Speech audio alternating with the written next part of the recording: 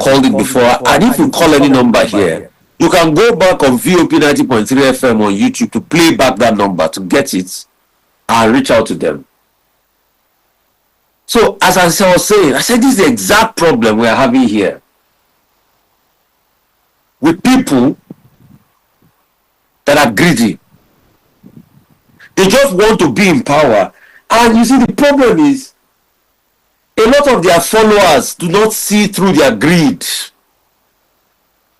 They always think that these people are doing them a favor, when in effect, they are not doing you a favor. It's about themselves and the level of self-aggrandizement. Greed destroys and it kills the fortunes of a nation. Hello, how are you? Good morning, Rufai Oseni. Bless you, my brother. Morning, sir. Manjem calling from Abuja. Manjem, talk to us. Bless you, sir. More grace, more grace. We are talking about greed. I've told the story of Haiti. That story relates to Nigeria. Greed. Greed. You, Manjem, you are eyes in the IDP camps. A country as rich as Nigeria, should we be having IDP camps? It's an abomination. It's an abomination. We partnered with Oseni Center partnered with Icon of Hope and a church the other day. We were in Durumi camp. Is that one good that we are having an IDP camp in the center of the capital of a country like Nigeria? Is it not greed? That's greed. That's greed. Do you know that even it was last week that I discovered that there is another IDP camp even in Nasarawa, but the media has never mentioned something like that. Oh, where is that IDP camp in Nasarawa? That is Kurabi. Kurabi? So, because this community has been facing attack all this while, but because of propaganda, they don't want to disclose any information about what is going on in Nasarawa State. Everyone just focus on being made flat to some part of Kebbi Zamfara. But do you know that those terrorists are there? As I'm speaking to you, you can't go to this village. I will send you a video. I have a farm there sometime 2 years ago. Fulani H9, Fulani cattle breeder. They destroyed my farm. That was why I never invested in agriculture. I will share the video with you, sir. They came in the night. To the extent I arrested one of the Fulani. I used police. Also, I don't know, they manipulated and they denied that it was not their own cow, that people always come with different cows, so because they live in that community. I was discouraged.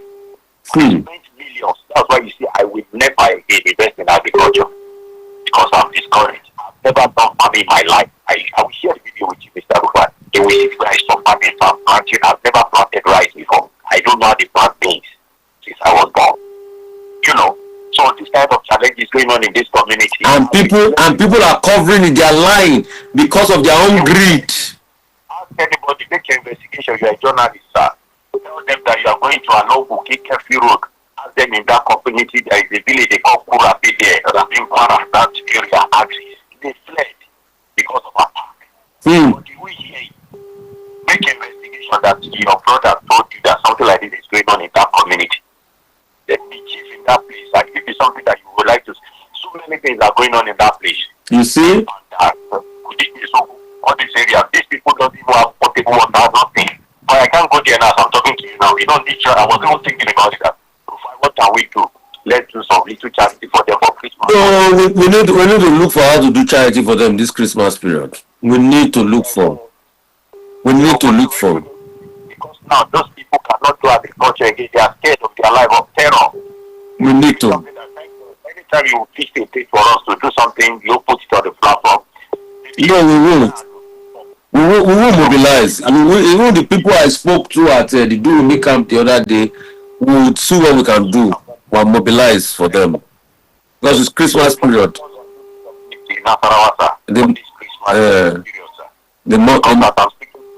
Mr. Rufai, those guys, those people are suffering. People, they are honored. They grew up, they were trained to be a farmer. That is what they live. They live for two. That is what they do. They are like, they don't even have schools there. So they invest more in rice farming. They are that kids.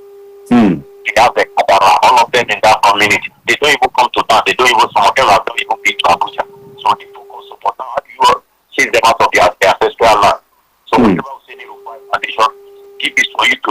any of your team crew or whatever, come and investigate it. I will take them there so that community come and see yourself. No problem.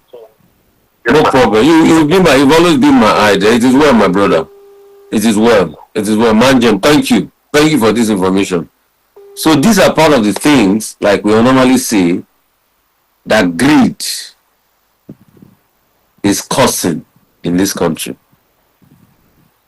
You can see the after effect of greed. Country that has oil, that has mineral, but every part of its country is inundated by insecurity, and the leaders are playing politics with it because they want position. You see what greed does. And that's why I told you the story of Haiti on Toussaint Louverture. That after he fought, the other generals he left behind became greedy amongst themselves. Everybody want to occupy.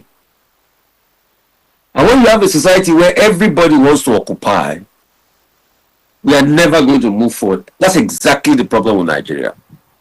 And anybody now, the crop of leaders we have today, might change tomorrow, are very greedy and about themselves. Any politician that holds public office, that has billions in his account, that didn't make the money from business before they got into politics, they stole it or used their position to get wealth. Go and write it down. Somebody was telling me the other day, he said, Rufai, go and take position in government. I said, is it to go and steal? Because there's no how. If you go there, how much is your salary? How much is even the salary of the president? How much is even the salary of the president? The salary of the president up to 10 million. So if you make immense wealth in power, then you use your position to steal it. You are not even supposed to use your position for selfish aggrandizement in the first place.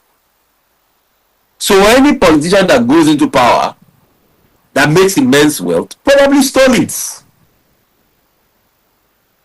Because you use your position to appropriate wealth to yourself. Because if you go in there and you live by your salaries and you don't take kickbacks, you're not supposed to have that level of wealth. If you have to do things properly the way they should do it too. But everybody goes in there because they want to appropriate a level of wealth to each other. And the truth is, when you have that level of wealth, society can be better for it. Because the world has enough to meet human need, not human greed. So if you are appropriating that level of wealth to yourself, you definitely want to meet your greed.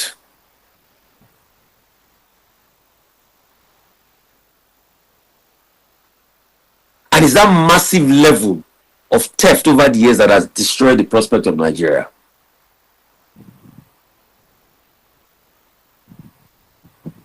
We have now become a country of IDP camps. The question is, how much are we discovering IDP camps?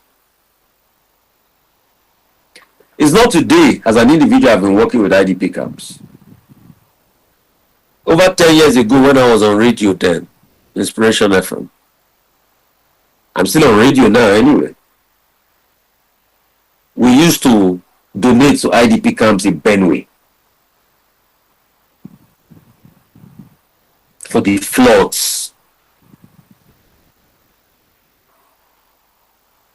In fact, I just recently saw an award that I was given for the work I did for a lot of IDP camps by CISO Foundation that I work with them.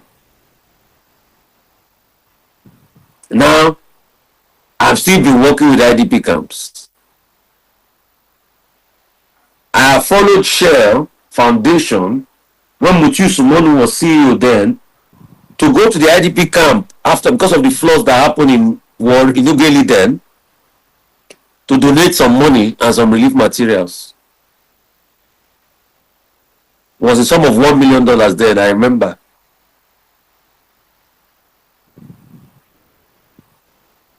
Today, I'm still working with IDP camps. Manjem, Durumi, other people attached to me.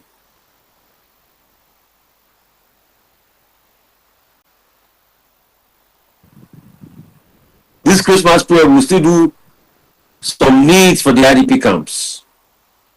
I'll still send something to them there. The IDP camps. Because we can't afford to leave our brothers alone in time of crisis.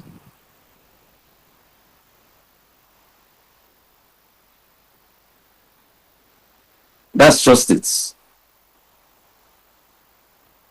So the world has enough to meet human need, but not human greed. But it is greed that kills the nation. Till today, a lot of people were thinking that countries like, what's it called, was going to be the beacon of hope, South Sudan. Because South Sudan has oil. But since that time, Riek Machar and Salva Kiir have been fighting for the dominance of South Sudan. So a country that has oil has not done well. Still a basket case. See, let me tell you how influential Haiti was. Haiti was the country that Simón Bolivar, the liberator of South America, went to meet to inspire him on how to liberate South America, because Haiti was a black pride when Haiti gained independence in the early 1800s. And it was said that Pétion, one of the generals that fought with Toussaint Louverture,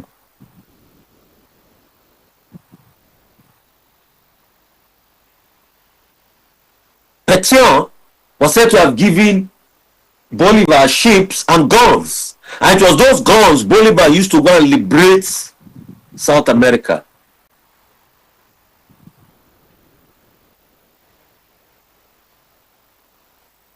So a country that liberated others, Haiti, because of the greed of his leaders, today cannot find its feet.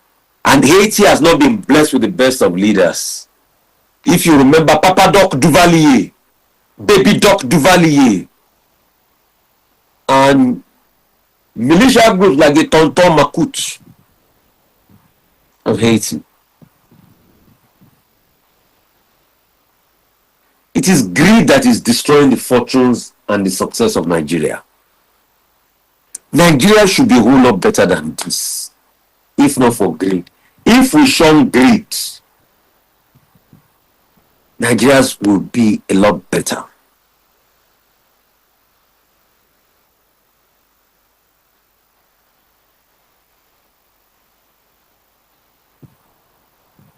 The leaders of Haiti then destroyed their country. Christophe, Pétion, Dessalines, and all of them became an internal fight. Even the Toussaint Louverture, that paid dearly with his life, that was captured by Napoleon and put in a desolate place, saw no reward for it. I'll take one or two calls as we wrap up, because we're going to play another session of conversations and interview done by a friend, Mr. Arolojolu. Mr. Arolojolu was a man I've worked with so closely, top journalist, and I was there with him when we were setting up, the community radio station in UNAB, Federal University of Agriculture, Abeokuta. That's some of my baby in the early, many years ago. This was about many years ago. About 15 going to 20 years ago. So he does a program on the radio, and I also play some of his insights just to be able to inspire you. We'll take our last call, 0907-651-1008. 0907-651-1008.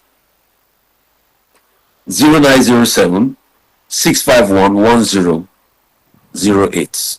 0907-651-1008. It is greed that is killing us. And for all of you that support greed of your political leaders, when the leave office and you imagine how much they have stolen, you will be shell-shocked. Hello, how are you? Hello? Bless you. Hello, Mr. Oseni. Happy Sunday. Bless you. Go ahead. What's your name, my brother? Where are you calling from? My name is Matthew.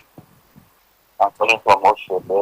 Good to have you. Go ahead. We have said it all this morning that greed is what is doing this morning. And that we put ourselves in a position where we remember that Nigeria belongs to everyone. The success of this nation belongs to everyone. And never before. So we need to sit down every week during the pressure that us have the times. The nation is thinking of if nobody is caring. I'm caring because we are tweaking towards Somalia. And I pray that God will not allow us to do that Somalia. Amen. Thank you so much. Amen. I wish you the best. Bless you so much. I appreciate you. We'll keep preaching this message here every Sunday. It's a very unpopular message. It's not the message of prosperity. You pray and you wake up and you see 5 billion in your account. No, that's not the kind of message here. We are preaching nation building. We are preaching values. This one is hard pill to swallow. But once the nation swallows it, they start to change. That's what we are doing here. We are preaching nation building. Hello? Hello? Yes? Hello? Great to have you. Morning, yeah. Yeah, my name is Ozreven. I'm calling from Enugu. Good to have you. Yeah. The issue of that country is highly peculiar. In a former slave colony that got their independence, they fought for 15 years to gain their independence. Europeans fought against them, they defeated them. Remember Napoleon? Yes. Fought against them later on, and they now settled with Napoleon. They decided to agree to pay repatriation for 150 years. Yes. Because they were already divided. You know the reason why they agreed to pray that's what I was talking about greed. Because the likes of Christophe had already taken over the north, and you have some other leaders taking the south. So they couldn't fight as a cohesive unit like they fought under Toussaint Louverture. Yes. And that's the problem of greed. The imperialists knew the power of those people, what they can do.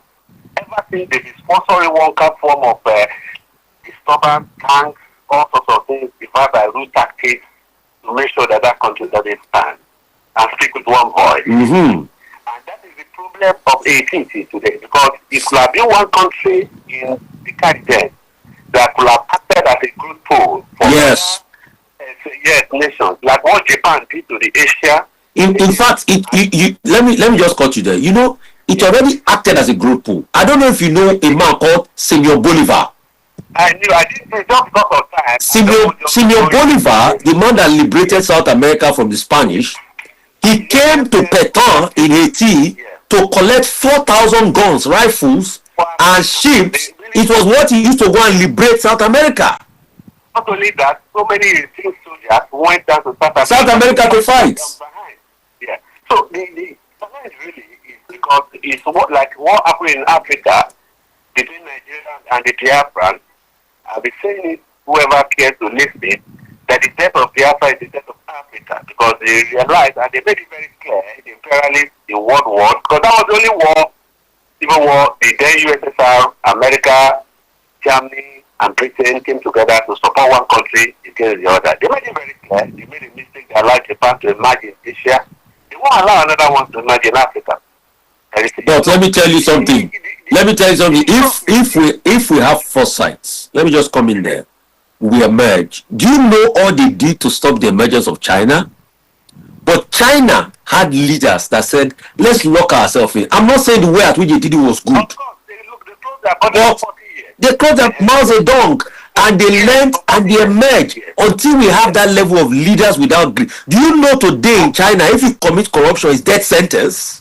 Of course, but in Nigeria, it should like corruption, and you can see the advent of Boko Haram and co. What's the aim and objective of that? And you press people are always helping to bury their picture of Boko Haram. In Nigeria, you call them bandits. These are terrorists. They are Boko Haram. In Southeast, they call them unknown government. They are terrorists. In the Middle Belt, they call them headers of farmers. No, they are all terrorists. Yes, they are terrorists. All of them. So, but the trust people will be giving them all sorts of names because that's what the federal government want to use. No, Ogami, I don't know if you know who you are talking to. I don't give them names. I call them what they are. The challenge that Nigeria should learn from the mistake of the Civil War and stop repeating the same mistake. And they should learn from the mistake of Haiti and know that if they don't come together as a unit, this country will never move forward. That's the thing. Region, and you think this country will go forward. That's the word, my brother. Thank you. I appreciate you. Thank you. That's just it. And that's why I told the story of Haiti today, so that we should learn. For me, if it's only 2 people that call that understand it and get the message, I feel fulfilled. Because I've dropped it. That's why I say it's one of the most important messages. Because as you are going into the new year, see, the messages I'm preaching about character and national development are messages that has revolved around your life for the last 40, 50, 60 years. Since this country, over 60 years, this country gained independence. It's been a talk about greed. It's been a talk about character. Today we are talking about the new crop of politicians. Back in the days, we talked about the likes of Okotiebo. It's still the same mindset. But you see, the ones that I pity the most are the followers that follow them blindly. And that's why I pray may God open their eyes. That follow them based on tribe and religion. Life is deeper than tribe and religion. You are segregating another tribe now. I just want you to segregate your own. You should not cry, yo. But Nigeria can't move that way. There must be balance. We must learn from history. But are we learning? No. That's why we are repeating the mistakes and the cycle of destruction over and over again.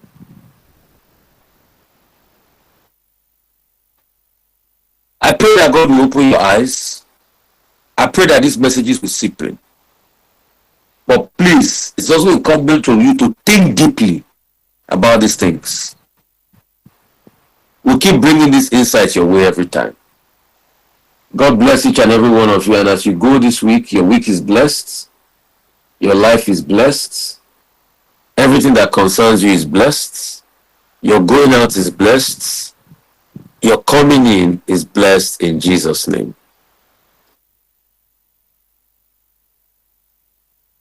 To unveil our guests, who are eminent geneticists. Let me not cut my teeth there. That assignment is to be handled by Samuel Fatoku. Samuel, thank you. And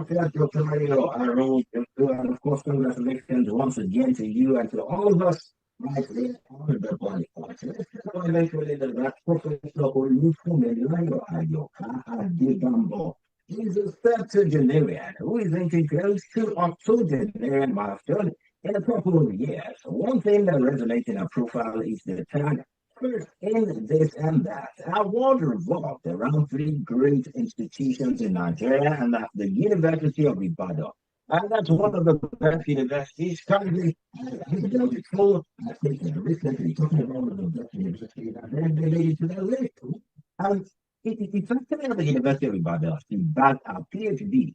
And then the University of University links in the way to want to work at Federal University of Agriculture and Development. We transferred the service and had the better part of their retirement, after which we have pronounced our professor emeritus. But owing to our numerous accomplishments, Olufumelayo Ayoka Adebambo is the first female professor of animal breeding, genetics and biotechnology in Nigeria. She successfully developed a field in the genetic breed for Nigeria with her first 16 years of employment at the Boston University's Institute of Agricultural Research and Training. She transferred the service to FUNAB in October 1993, where she was the first head to develop the first department of animal breeding and genetics in Nigeria. She was the first female dean of the College of Animal Science and livestock production for 6 years. 6 good years, she has found a country, Nigeria, currently has a letter designated as the respect activities to develop the sport recruit indigenous pig breed and respect to improve the indigenous pig breed for Nigeria. Which was funded by the Federal University of Agriculture, Abeokuta, the Bill and Melinda Gates Foundation, and the International Livestock Research Institute, Ethiopia. The breed was accepted all over Nigeria and has been registered as the first improved indigenous animal breed to be registered in Nigeria by the Nigerian Crop Varieties, Livestock and Fisheries Registration Council in 2018. Olufunmilayo Ayokade Bumble, the first PhD graduate of animal breeding and genetics from the University of Ibadan in 1976, became the first female professor of animal breeding and genetics in Nigeria in 1996. The first to introduce animal biotechnology application into university students and curriculum in 1998 for both undergraduate and postgraduate studies. Please welcome Professor Olufunmilayo Ayokade. And welcome back to African guest right here, the profile of Professor Ikide Imomore. I hope I got that right out, definitely stand to be corrected as we go on in the program.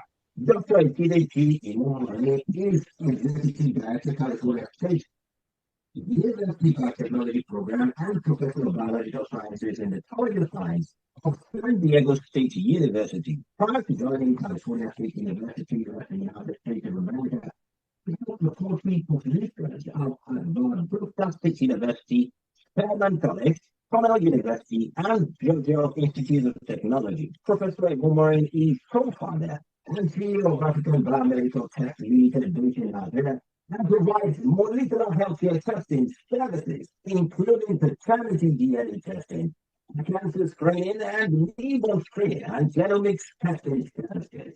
Professor Imomore holds a PhD in animal genetics and genomics from Texas A&M University, College Station, performed doctoral training in human disease therapy at the University of Maryland School of Medicine, Baltimore, and holds a MBA from University of the People, Pasadena, CA. We can go on to the profiles of the professor. You know, the whole of the trivia camp, you can look at them also. Professor Ikide Imomore. And about now, I'd like to hand over to the professor of the program, to take over in the program. Well, thank you very much, Fatukun. I read the prologue on the topic on the front burner.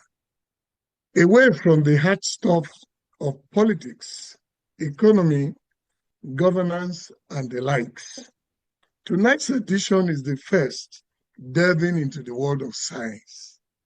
Therefore, Boiling Point Arena is literally a laboratory of sorts tonight.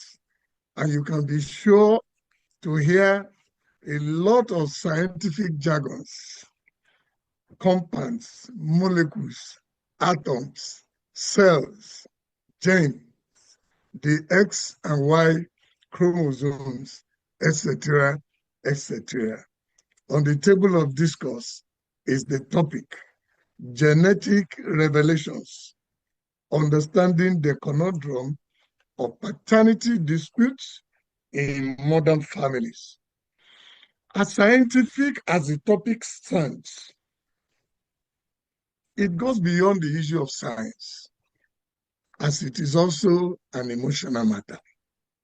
There's a lot that goes into the process of confirmation or disputation of paternity of family members, as well as certain dispositions, characters, behaviors, and temperament that run in a given family.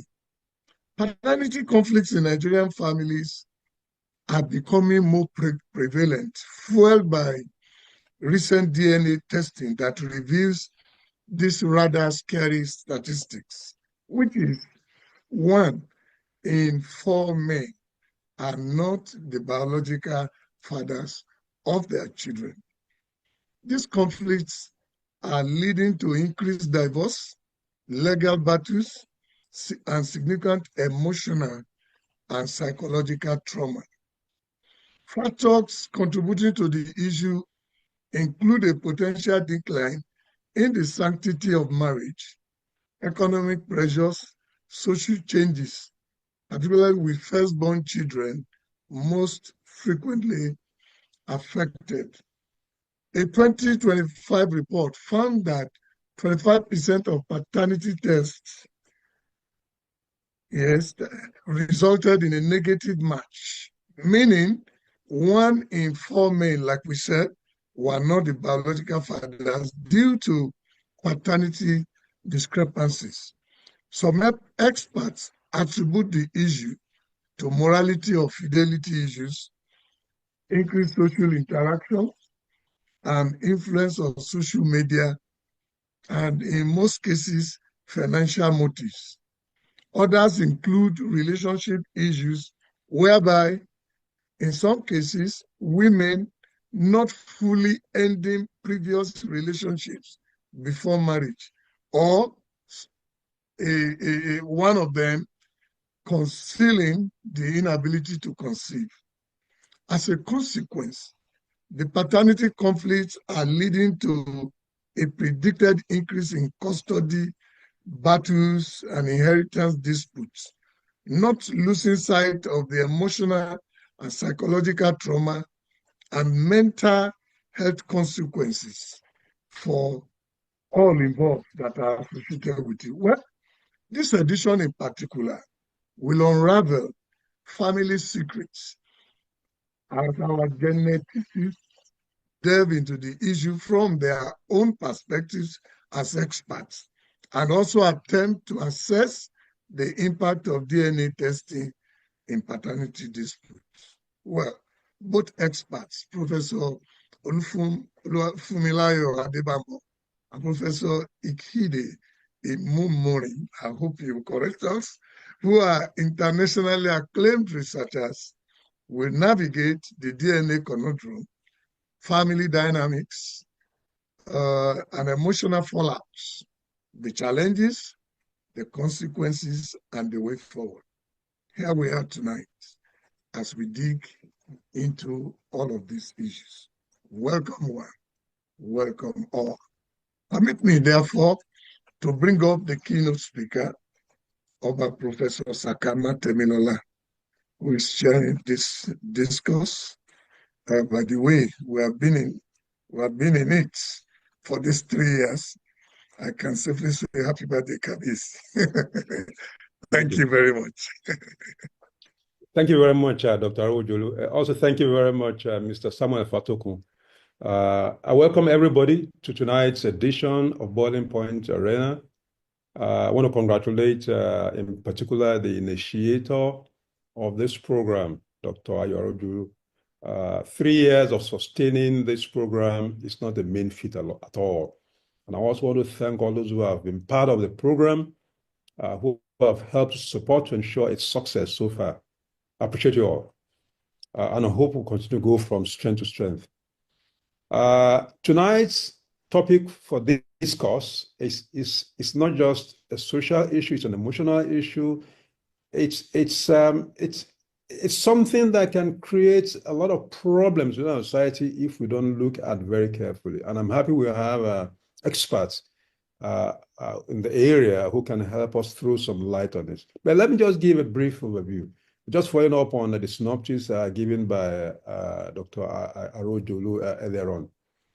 Now, we know that DNA testing is becoming increasingly popular now, thanks to the modern access to DNA technology.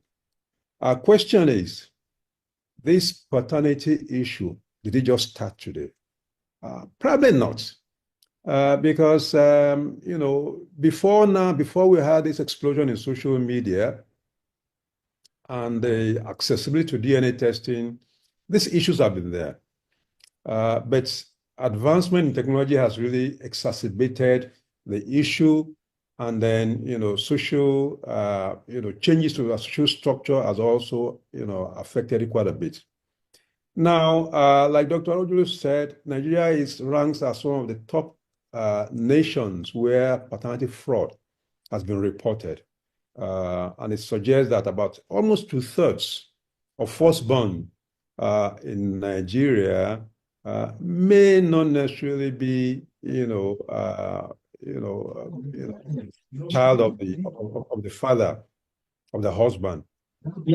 Now, and we also know that in Nigeria in particular, just like in most part of Africa,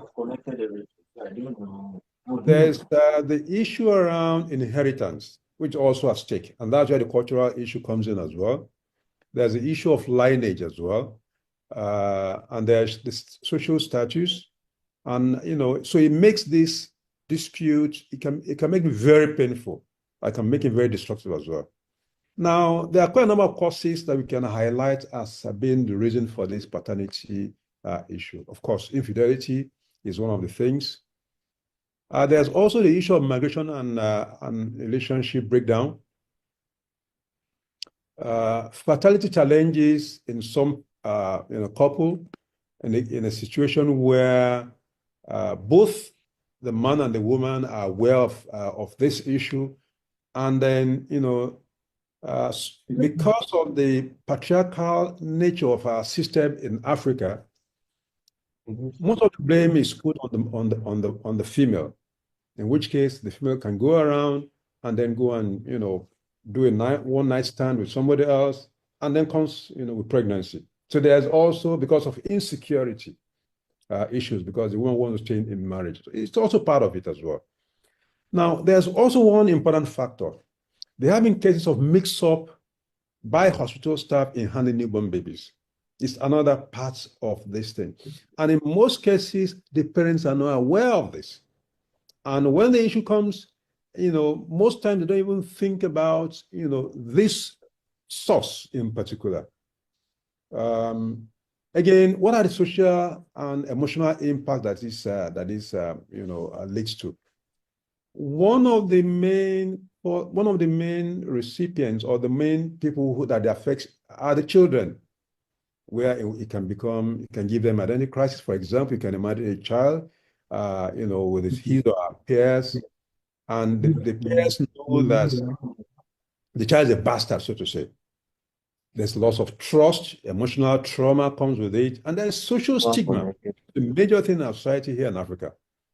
On the father, it's a case of psychological. You can imagine a father who has been training a child for, I don't know, quite a number of decades, and then suddenly he finds out now it's not his.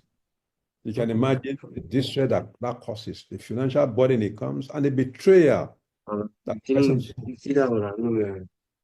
On the mother, it's about public scrutiny. Oh, that woman, harlot, she cheated on her husband. The loss of custody, and there are legal consequences as well. And of course, this causes, major issue of family breakdowns, mistrust in relationship, and also generational trauma. And also there's the issue about single parenting that comes with it.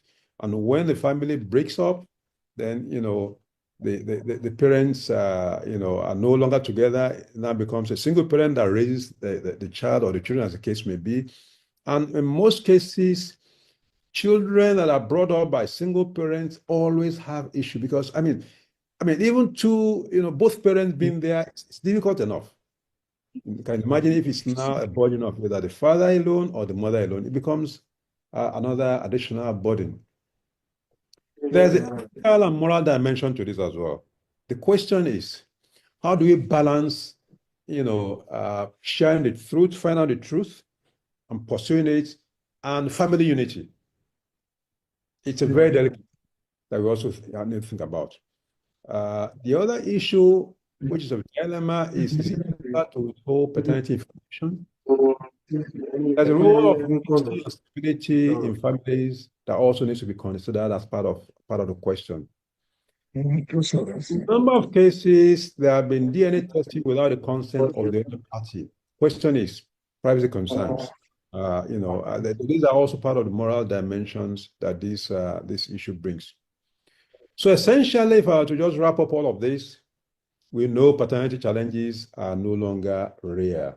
They are commonplace now, based on statistics. And they touch on legal, emotional, and ethical dimensions as well. As families evolve, so must our laws and social support to protect, to protect them as well. And there needs to be that balance between sharing the truth, the right of the individuals, the wife, the husband, and especially the children as well. They'll be caught in the middle in most of the cases. The well-being of children is a major thing that must be considered when we're looking at all of this. So again, with all these little points, I'm sure that our discussants will be able to give us much deeper perspectives from their points of expertise to guide us on this very, very difficult situation, this conundrum about paternity dispute. On that note, I'd like to hand over to our anchors, Dr. Ojolu and Mr. Fatokun, to lead us through this session for tonight. Again, thank you very much, and let's have a nice and productive session today. Thank you very much for that preamble, Kabiyesi. Well, we go straight to the firing line. That's what we call it, on boiling point. And I do hope the emeritus professor Olufunmilayo Adetambo will be the first to take on the shots. Good evening, Mama Prof. How are you today? Good evening, sir. How are you? Thank you. Very fine. Very fine, thank you. Thank you very much. You have brought this topic, which is a complex issue right now. In fact, it's all over the world, not only in Nigeria. Because people in Nigeria, we don't know the extent to which we have bastardized relationship. For example, okay. Let me, Mommy, let me yes. set the tone and then you can fly. I know that Okay. you are up to the task. Okay. But let's go back to creation. Are you with me now? Yes. Let's go back to creation. God created, first of all, the man. And the woman. He pronounced the man to come to existence. And later, he was the one who discovered that man would not be complete. He will never be complete without a woman. And brought somebody with all the genetic makeup of the man. That person is a woman. Somebody had told me first that the people you have brought, they are animal genetics. And but I told the person, I said in the study of biology, biology recognizes plants and animals. And yes, yes, with that perspective, can you just bring up this issue of genetics, about creation, about makeup of the person called man? Then you can also bring out your initial perspective, which you were already on course. Thank you, man. Thank you very much, Dr. Ayo. Like you started from creation. I said God is not so stupid as to meddle with our genetic makeup. He has standardized genetic makeup of every human beings and animals. And you know that if anybody has lived on this planet, the bone can tell us about the DNA, about the genetic makeup. The hair, even the nail can give us the genetic makeup because it's already programmed by our God. And like I said, 99% of us, of all human beings, we have the same makeup. But there's 1% area that we found out that 1% created the difference between us.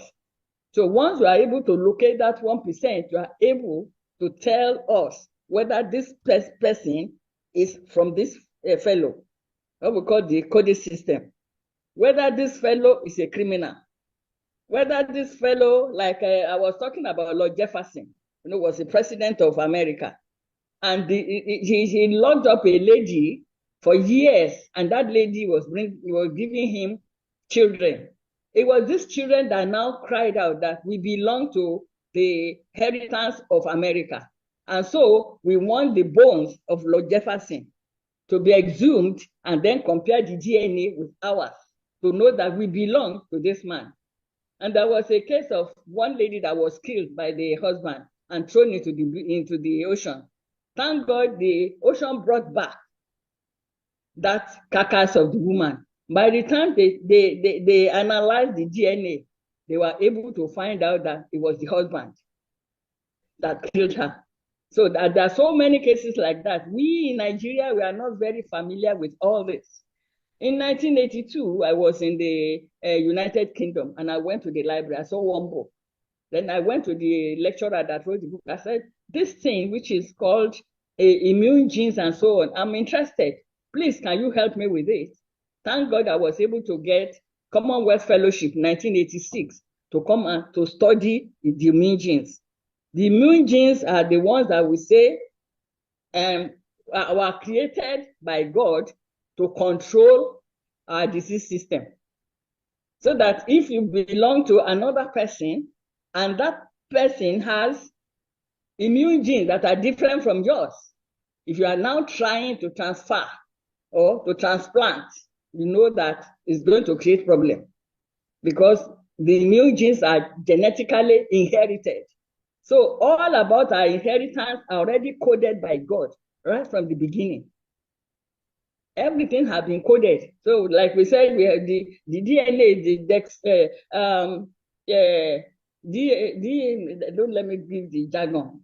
The DNA in every individual, you can easily extract it and then compare them with parental issues. And even from children, you can get the DNA of the parents from their children. Because when you look at the coding system, that's the combined DNA information system, you'll be able to tell whether these children belong to this man or belong to this woman. So it's something that is common in the USA, in the European Union, especially for criminal tendencies. So you can't escape if you have a criminal tendency, because the moment you enter Europe or you enter America, they will take your fingerprint. So the fingerprint is already loaded in the database. So if you do anything contrary in that country, they're going to locate you. You can't escape because they have their own database. The database is what we are lacking in Nigeria. We have not really funded genetic research in Nigeria before we can say, okay, we need the database. But other countries, if you cannot escape criminal tendency, because you just go to the database, get your fingerprint, and be able to locate wherever that fellow is. God will help us in Nigeria. It's unfortunate that we are still so much backward. Somebody was saying, Mr. Adebambo is an animal geneticist. It was during my tenure as the president of Genetics Society that I had to go to UCH and invite the human geneticists. Please, we are supposed to be part of it. In that time, there were two commissioners, one for Greek, one for communication, I think. They didn't know anything about this genetic makeup. The one for communication had her children. All of them are dead because she did not determine the sickle cell component. So all the children were dead. The commissioner for Greek, when I talked to him, he said, so I'm lucky that all my children, instead of my wife is AS, I am AS, but thank God that all my children are AA. So, and because in every dual inheritance, you have 4 different combinations: ratio 1 dominant, ratio 1 recessive, and the in between, 50% in between. So you can easily determine whatever is happening in a family. So the man was so happy that, we never knew about this, whereas the other woman didn't know. He was an AS, the husband was AS, all the children inherited SS. So they didn't know, they didn't do all these tests before marriage. It's very, very important for us in Nigeria to begin to look at our DNA, our genetic inheritance, right from the beginning, because it has been coded by our God. And when somebody said, I want to be a woman, somebody has coded for your, something has coded for your hormone system. So you cannot change it. It's not possible for you to change it. You want to be a woman as a man. There's no hormonal system in you. You can't get estrogen. So those are the things that people don't understand. You want to be transgender. You want to do this, you want to do that. But they don't know that everything about your cell has been coded. Every cell in your body has been coded by God. The DNA system. And that is the thing that even code for our protein system. So any protein you have in your body has been coded for by God right from the beginning. So there's no way you can change it. Like I said, some people can eat a whole bowl of vegetable and nothing happens to them. Whereas somebody will eat just a little and we run stew. So because the way we are coded, we are different from each other. So we all Nigeria needs to have a database, the human database, apart from in our university, we are trying to get the animal database. But the human database is what is very important to us right now in Nigeria. You can see there was a lady that said he was sick because even diseases are inherited. And right now in the US, we have what we call personalized what's it again? Personalized I can't remember again, sorry. Personalized we can scare you there. Personalized oh no. Okay, that your system can be personalized to the type of drug that you can use. Personalized drug system. So there are certain drugs you can use that some people cannot use. And it's always in ratio 1:4. 1 for the dominant side, 1 for the recessive side, and 2 for the hybrids in between. So they are now trying to personalize the drug system to people. Because we know not all of us. I was telling somebody this night that, Mama, can you are having malaria, can you use, I don't use malaria drug. If I use it, I will be dizzy for 3 days. I won't see anything. And whereas some people will take the malaria drug and they're okay. So personalize this,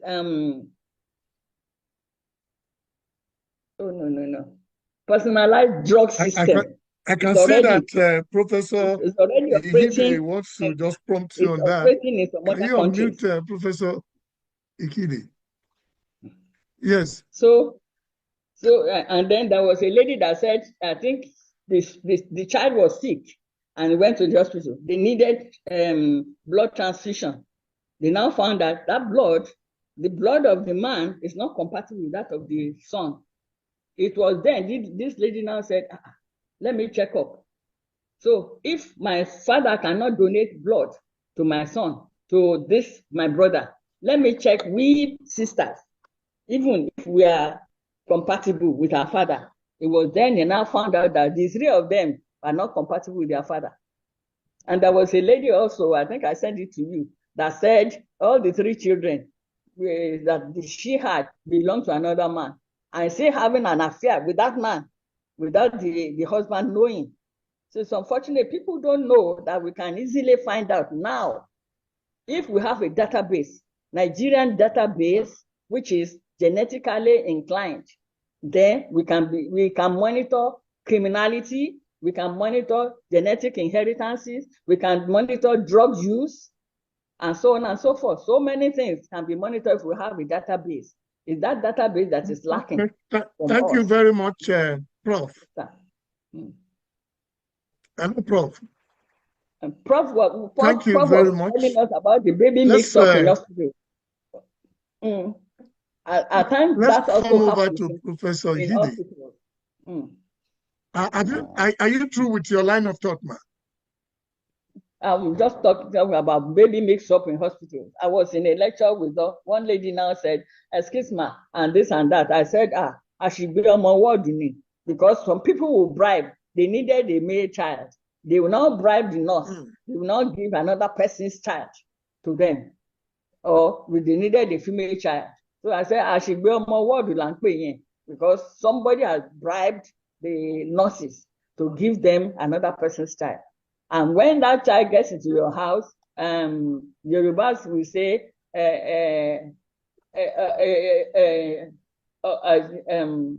what is it again? Ọmọ àlè ibẹ̀ ni ò tí dàgbà. Because the behavior will be different from that of others. So you now know that this one belongs to somewhere else. So with all those ones, I think we are still far behind. We are too far behind in animal genetics, in human genetics in Nigeria. We are not really doing anything. In some other countries, they have the database in UK, in Europe, and there's no way a criminal can escape. And there's no way you can traffic another person's child because you will easily see that this one does not belong to you. So you cannot take another person's child outside of Nigeria because we don't know that there's certain principles or information that will help us to determine inheritance among couples, among children, and so on and so forth. Indeed, we are coming over to the issue of inheritance. Thank you very much, Professor Mamadi Bambo. Let's come over to Professor Ikide. Please help me unmute Professor Ikide. No, I'm unmuted. I'm unmuted. Thank you very much. Very good. I hope you guys can hear me. Yes? Oh, okay. I can hear you. You're fine. Okay. I want you to talk about this DNA conundrum. Tell us the relationship between DNA. Let me quickly. Okay, let me let you loose. Let me quickly. So there are two things I want to quickly say to kind of set the stage. The first one is the data that you provided about 1 in 4 or 1 in 5 fathers may not be the biological fathers of, especially their first children. I think that statistic needs to be corrected just a little bit. So in statistics, there's something we call bias. Okay, we can have bias in data. So that data is partly true because it comes out of those who actually did the test. So it's not a population-based sample. It's a proportion of those who have already selected themselves to do the test, meaning that 30% paternal mismatch is not from the overall population. It's from those who actually chose to do the test, meaning that population is already skewed towards those who have reason to doubt the paternity of their children. And going back to what Professor Adebambo had said earlier, there is a major lack of research in this area. In fact, when I was invited to be part of this show, this program, I actually went to do a little literature research myself. I went to delve into the literature and see what have we done, what has been done, what has been published. I'm very shocked to say that I couldn't find anything published on this, meaning that there has never been any proper population-based genetic analysis in Nigeria, in humans. It was so shocking to me. So that data that is being reported in the press is not from any scientific survey. It's not from any rigorous scientific research. It is from labs that handle paternity testing, paternity DNA testing. So it's a very skewed sample. The way to understand this will be to do a broad population-based survey, which hasn't been done yet. So I want to correct that. It's not really true that 1 in 4 children are not the biological children of their presumed fathers. But we really don't know. The real answer is we don't know. We don't know for sure. There are reasons to believe that it may be higher than we think, or maybe it's lower than we think. Until that research is actually done, we cannot say definitively. So that's number one. Mama was alluding to the impact of genetic testing in medical applications. We are entering into a world in the US and in many other advanced countries where many therapies can now be personalized. So you're a patient, maybe for cancer treatment, rheumatoid arthritis treatment, maybe some kind of neurological treatment like Parkinson's disease or paranoid schizophrenia or multiple sclerosis. There are a number of things out there for which they now have very, very good testing. What that means is they will take your DNA and they will analyze your DNA to get your profile.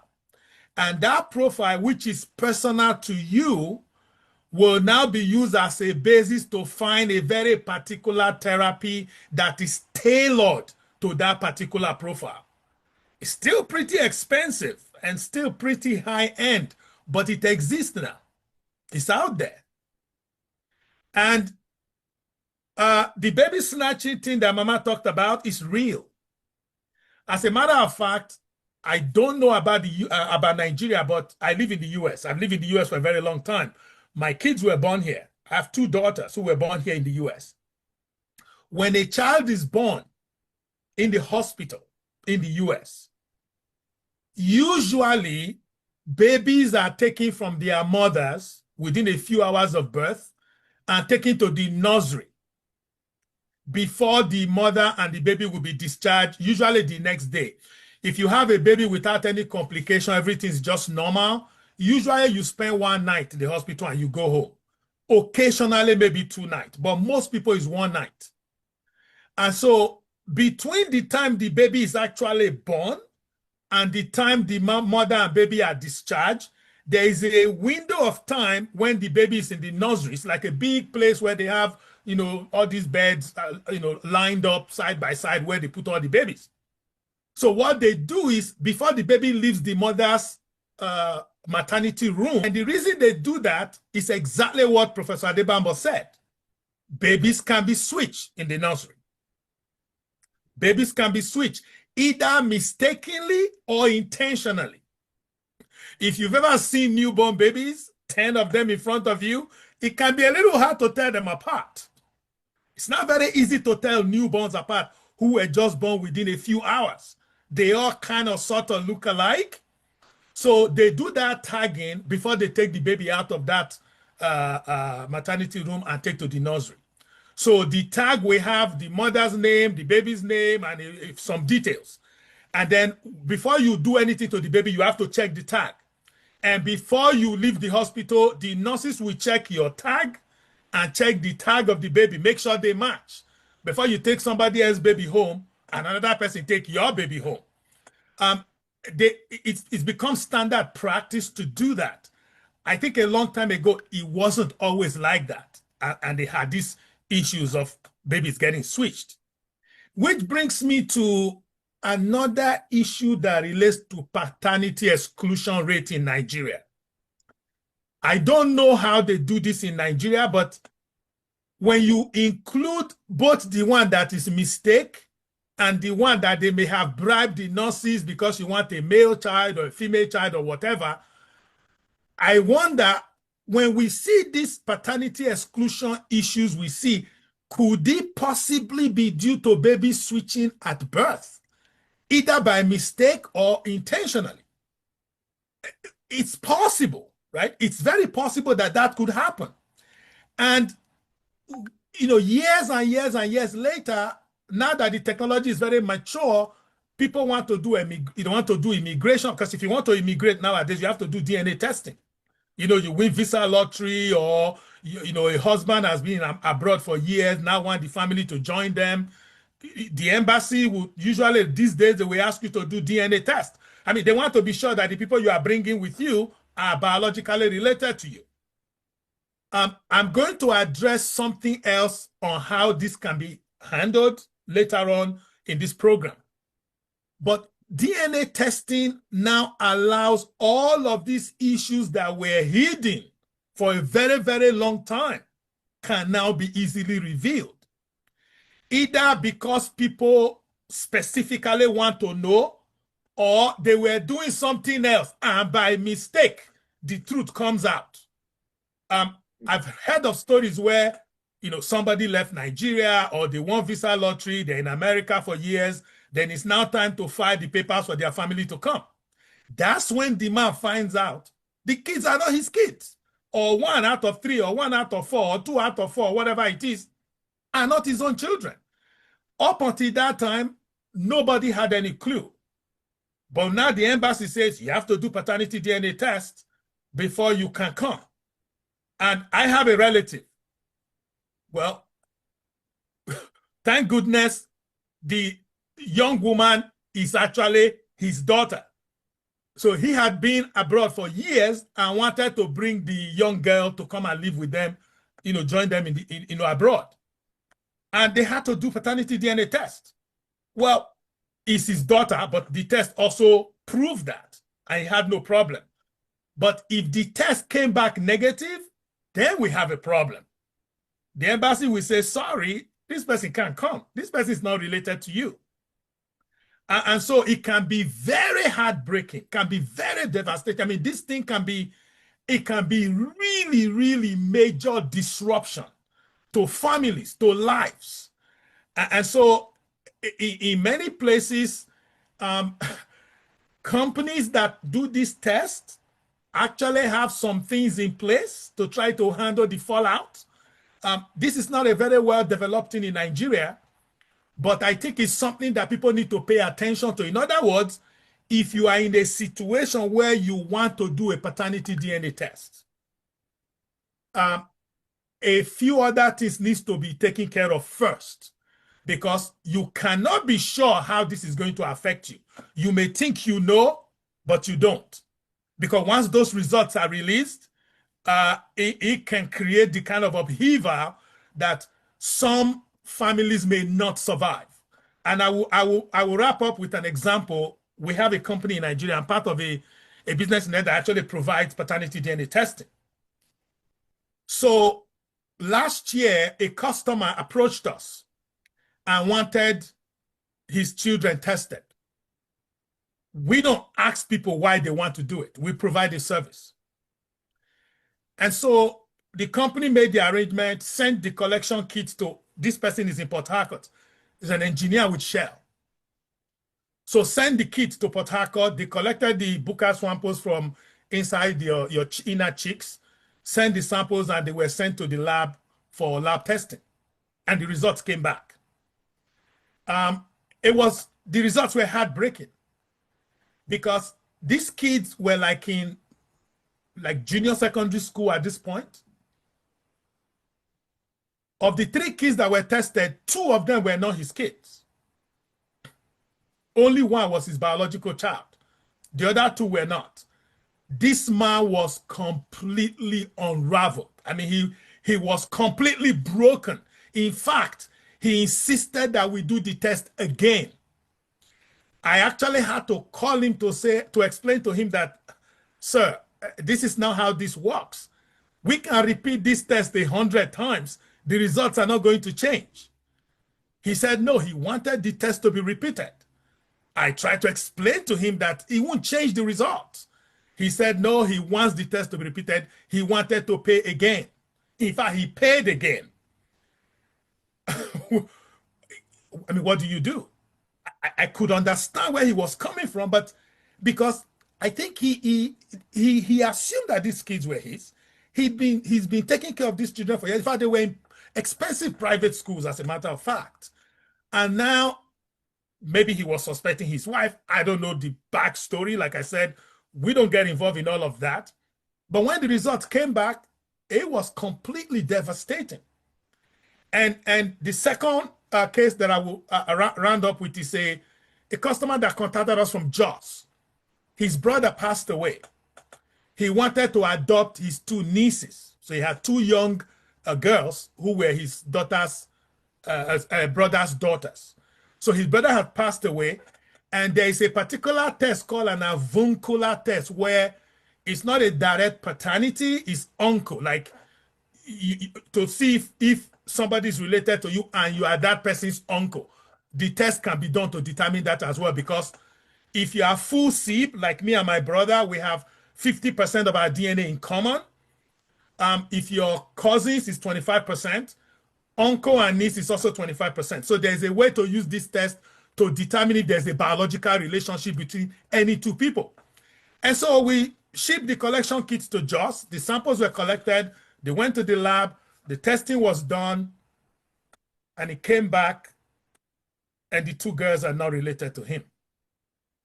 Now, let me quickly say something here so that people don't get confused. If these girls are not related to him, the unspoken question is, are those girls his brother's kids? So that's the first thing that comes to mind. Are those girls his brother's kids? The test says no, they are not his brother's kids because they are not related to him. But there's a bigger problem here. And when a friend of mine pointed it out, I was blown away. And the bigger problem, I hope you guys are ready for this, is he related to his late brother? Because that's another issue.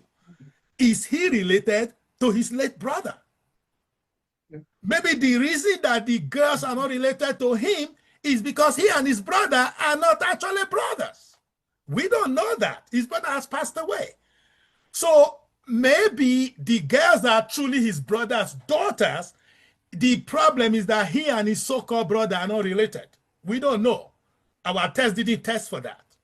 So you can see how this thing can just grow legs into different directions. Let me stop there. Okay, thank you very much. Indeed, it's growing legs. And Professor Imumure, you blew my mind. But let me come over to Emeritus Professor. The Bible talks about children being God's heritage. Now we are saying that, like Professor Ihide is saying, that it's possible you are living all your life with a stranger, stranger entirely. Is this a justification for men now to say, I must begin to use my head? I want to unravel some secrets. That's one. Two, if somebody has been living with me, granted, assuming the person is a stranger that I call my son or my daughter, and it's like 25 years old, am I supposed to expect some genetical disputation, some genetical content that we don't find in our family line? Explain how all of this is. Thank you. Like Prof said, in a family, you are 50% related to your father and your mother. And then you are 25% related to your grandparents. And so even all the cousins in that family line will be related by 25%. So there's no way you can say, no, they are deceiving you or so, and so on and so forth. Parents are related to their offspring by 50%. 50% from the father's side, 50% from the mother's side. And then when you now go to cousins, they should be 25% related to each other. And to grandchildren as well, they should be 25% related to their grandparents. So that's what we usually look for. So you cannot say, oh, it's a mistake. No. We know what we look for. We know what we calculate. We know how we search for that percentage of inheritance. And then we have genetic markers that we use to determine this. So if you are using the markers and it's saying, no, there's nothing you can do about it, because we have genetic markers already documented that we look for. So if you are really a geneticist or a breeder or a biotechnologist, you must know that ratio, that percentage inheritance between you and your children, between your husband and your children, between children and children. Like I said, the children of Lord Jefferson, you know, when he died a long time ago, the children said the bone should be exhumed. They want to tell the world that they belong to that man. And they found out that, oh yes, they now trace the history that their mother was kept in an underground cell and was having children for Lord Jefferson. So they belong to him, and there's nothing anybody can do about it. And like I said, if once you are able to get your, apart from the Booker collection, once you can get your hair, get your nail, get your bones, apart from your blood, we can extract the DNA from any of those ones. Apart from collecting, because they say non-invasive one is collecting from the mouth, not from the saliva, from the buccal cavity. But if you are able to get from any formerly existing bone on this planet Earth, you will get the relationship with all your offspring, the relationship with your cousins, with your nieces and nephews, and so on. Genetics has helped us to do all those ones. So apart from looking at the fellow and saying, oh, it belongs, it does not belong, you can collect anything, any part of your body, and then analyze it. We'll get all the results out. Within days, it should be out. So you can't bamboozle anybody. Once it's a geneticist or biotechnology, you can't bamboozle us. We know the ratio of inheritance between parents and offspring, between offspring and offspring, between nieces and uncles and aunties. We know the relationship. So there's no way you can bamboozle God again, except you go to a quack. But if it's a real geneticist, we know what we do. We know what we search for. We know the marker that we have to look for to be able to run the system. Thank you very much. Thank you very much, Professor Adibambo. And of course, the big thanks to Professor Ikide. And just like an insightful one right there. Looking at the topic that we're discussing today, genetic revelation, unraveling the conundrum of fertility disputes in modern families. You know, I tried doing like a research concerning this particular topic. There's this term that came my way called female. And I wanted to tell you straight more, right? I'll come to Professor Ikide on this one. From what I read, this is a case of the term that don't mark your appearance. So, for example, this can lead to significant of infidelity, uncertainty that comes from the side of the family, not accounted for. And what the second DNA inherited from maybe the father, kind of, that's on the one hand. Then on the other hand, for example, the recipient of a particular, organ.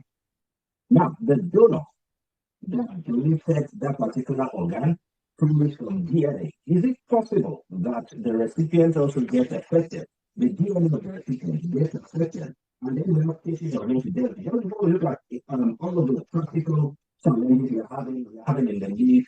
We have some light being shared on this aspect. And this is sort of the issues coming from.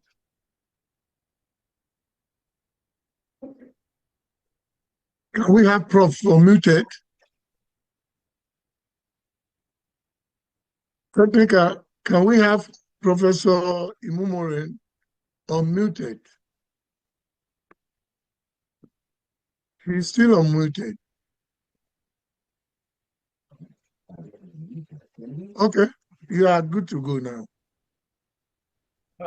I wasn't sure if somebody was asking a question or not, but he was barely audible. But there are two things that I quickly want to point out. There's something called chimerism. Chimerism. So chimerism is a relatively rare occurrence in genetics. Chimera. So basically what happens in a chimera is you have two types of cells in the same individual. And so when that happens, one population of cells may have a separate genetic identity from the other population of cells. So essentially the person is a mixture. Chimera comes from a Greek word of some mythical creature that is a combination of two types of creatures. That's how it was named. And so if you do genetic testing, like paternity DNA testing, for instance, and you happen to randomly pick the population of cells that is different from the one belonging to the biological father, the result will come back negative. Now, there are additional ways in which this can be addressed, but just that one test will not be sufficient. And it can create problems where you're like, oh, this person is not related to the alleged father, but the person is. And you may say, well, how does chimerism happen? There are several mechanisms how chimerism happens, but one of the easiest ways in which it happens is sometimes during embryonic development, you can have certain mutations that can occur very, very, very early in the developmental process. Like we're talking during the stage of a blastocyst, where you have 4 cells, 8 cells, 16, 32, 64, and so on. That's how the fertilized egg divides. At those early stages, certain mutations can happen and end up in a separate lineage of cells. And so in the fully developed embryo that becomes a fetus, that becomes a baby, you have 2 populations of cells. And that mutation will differentiate that second population of cells from the original. I'm calling the original the one that is the exact copy from the father, the actual biological father. Then this other mutated line that ends up in this second population of cells will be different from that original. And it will coexist. That's why it's called a chimera. It will coexist in that same individual like that. And so that can create a false negative in this test. But these are very, very rare things. What we are describing now is really rare. Maybe one in a few 100,000 births. This is not a very common thing at all. And then finally, I think this sort of issue really gets us to a very important concept we must not avoid in this conversation. Okay. What is parenthood? What is fatherhood? What is motherhood? People adopt children. In the eyes of the law and in the eyes of society, if you adopt a child, that child is your child, biology or not, right? So let's keep this in mind. If you adopt a child, the child can be an infant when you adopt that child, or they can be a little more grown. But once the adoption process is complete, in the eyes of the law, in the eyes of everything that is normal, that child is your child in every sense. In fact, that child is your child as if you had that child biologically. I think the issue here is the issue of deception. It's not the relationship that is, I think the problem, right? It's the deception, whether intentionally or not.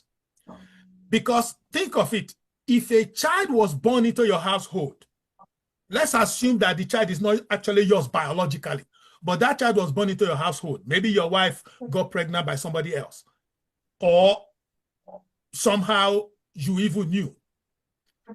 But from birth until that child becomes an adult, the relationship that that child will have with this person is that of a parent. Okay? Parenthood clearly is more than biology. Everybody can be a biological father, but not everybody can be a parent. That's why we all know that people can use their hands to kill their own child. We see it happen. Somebody has a child, they go and throw it in the toilet, or they go and throw it in the dustbin. It happens here too. It also happens in Nigeria. I'm talking biological, not a stranger. This person gave birth and then threw the child away. Sometimes they rescue the children, sometimes the child is dead. So clearly, biology is good, but there can be bigger issues than biology. And I think that's something that we kind of have to incorporate into this conversation. Now, I understand the heartbreak. I understand the impact. You thought this person was your biological child. And then when the child is 17 or 21, in fact, the highest we saw in our company for paternity DNA test is a man who is 60. The man who was doing the test is 60. His father is 80-something. We did the test, and the man is not the guy's father from Ibadan. It was heartbreaking. But this man is 60. Who else is his father? He has had a relationship with this Baba for his whole 60 years of his life. So the Baba is his father. Okay? Forget about biology, because at this point, biology is useless. It's irrelevant. He doesn't know any other father. This is the only father he knows. In fact, at this point, I'm not, because his mother has passed away. So you can't go and ask his mother, who got you pregnant? The guy is now 60 years old. His father is like 85 or 87. So these are very difficult matters to deal. But I think there are all these other issues beyond biology. It's difficult to navigate. It's difficult to deal with. But I will hope that people also remember that I'm not this person's biological father, but the child is in your house. He's 17 years old. You have raised this child from birth. This child doesn't have any other father. He doesn't know any other father. What do? What, you just send the kid away? It will affect you too, because you have already created a bond, and that bond transcends biology. Okay. Well, thank you very much. I think it's getting really very interesting. In a bit, I'll be coming over to Professor Adebambo to also add to, or corroborate, or what perspectives you have brought to it. But I would be saying that this particular discourse is one that, as they say in Nigeria, we are going to allow people to chook mouth. We are going to allow a lot of questions during the floor interactions. And if you have messages, please keep them coming. Let me come over to the Professor Emerita. When Moses was born, Moses was not an Egyptian, we all know. But from birth, he grew up in the palace. Is it not possible that the way Moses was, the people in the palace who were taking care of him, I'm sure they took him for a prince or a potential pharaoh? I don't know. Would there likely be genetical variations, differences, by which Moses would be behaving true to type like an Egyptian until he discovered himself? He was the one who discovered himself. I'm not sure they told him. Now, assuming I have or let me say somebody, let me not say me. has a child who has been a stranger, even though Professor Mumori want to say is your child, it cannot be a stranger because he has stayed with you for long. Would there be, very remarkable change? For example, if somebody is an Arab and is taken to a UK setting, we know the way the Arabs are. There are differences in temperament, in characters, in behaviors, in many things, in height.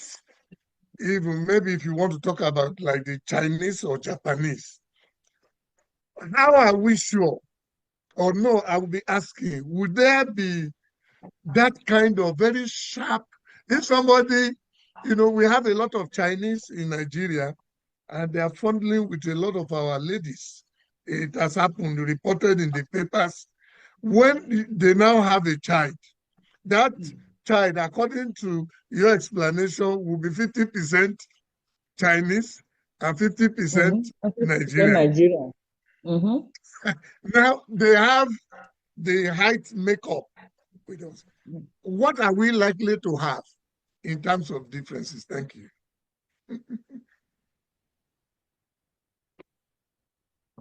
Thank you so much. Thank you so much. Like the example of Moses, he was taken from the river. He got to a stage, he now realized that, no, I'm not with these people. I'm an Israelite. Huh? So that was when he started behaving funny in the palace. Because like Yoruba would say, Bile kan ba n toro, ọmọ àlebẹ̀ ni ò tí dàgbà. Tó bá ti dàgbà is going to show a different character. You will know that this one does not belong here. He will show you his character, where he belongs. So it's normal. It's normal for that situation to arise. Even when you say, after all, I've been raising him for the past 25 years, and he's my child, and so on. By the time he begins to display that negative character, you now wonder, is this child really mine? It is that time that took some people to DNA test. Oh, please, let me check if this man is really mine. And then the truth will now come out. We have been talking about this DNA for paternity, and so we have not talked about the DNA for diseases, because at times you now say you think this child is yours, and then the child might first sick. You wanted to transfuse their blood. You now say no, you are incompatible. Whatever it is, you are not compatible with this child because it does not belong to you. And not only in certain cases, you might be compatible, but because of the immune genes, you find that there's immunosuppressants in the body, in the system. So there are so many things acting around that place. You will say, okay, let me take it. The last one that I read on this paper, it was the pastor that wanted to take custody of his own child. Whereas the man thought, these children are mine. So the pastor now said, we can both take custody together. If you don't want it that way, I will go to court and take my children. So it could be as bad as that. So there's nothing anybody can do, even if you say, okay, you've been raising them and so on and so forth. It can be highly devastating when you realize that the children that you thought are yours, you've been raising them, you've been nurturing them and so on and so forth, sending them to school, paying school fees, and you now realize that no, they don't belong to me. Maybe through diseases, because we also inherit diseases. There are some codes that make us to inherit certain diseases. And then you now trace it back to your family line. Oh, this type of disease killed my great-grandfather. It killed my grandfather. It killed my sister. So this is what is happening. So those ones, we have not even looked at those ones, because there was a lady that traveled from Nigeria to UK to donate organ for the son. Eventually, the son died, but the money that was donated for the woman to go to UK, she used now to build a house for herself because of the incompatibility. Even when you think this child is mine, there's still some level of incompatibility in certain areas of your life, in the certain area of the genetic code, which might just surface anytime, any day, which you don't expect. And that's why we are even saying now, before you get married, get your DNA tested so that you don't make the mistake of transferring diseases to your children. You don't make the mistake, like I said about the AS people. AS, oh, they can marry. They cannot marry because SS can jump out of AS. And all the children might be SS. You think, oh, AS, they might be AA, they might be AS. And all of them can be SS. So there's nothing you can do about it because you are not the one combining it. The combination happens right inside the uterus. Immediately, the conception takes place. So there's no way you can say, oh, let me rearrange it. So maybe apart from all these paternity and so on, we have to look at genetic combination in marriages and so on and so forth as well. Thank you so much. Bless you.